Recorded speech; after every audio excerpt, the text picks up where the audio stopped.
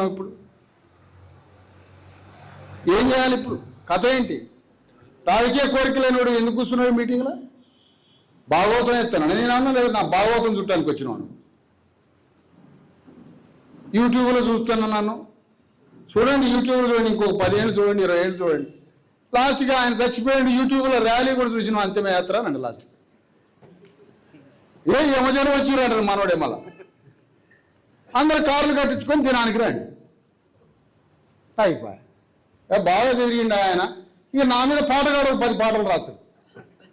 చిన్న చిన్న మంచి మంచి ఉపన్యాసాలు ఉన్నోళ్ళు గట్టేవాళ్ళు నా సంస్మరణ సభకు వచ్చి ఉపన్యాసాలు చెబుతాడు.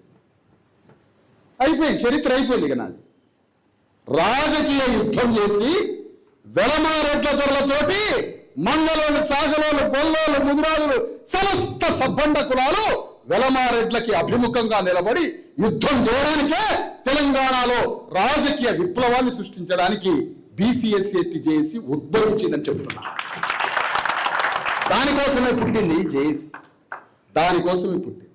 ఇన్నాళ్ళ మోసాలకి, ఇన్నాళ్ళ అన్యాయాలకి వ్యతిరేకంగా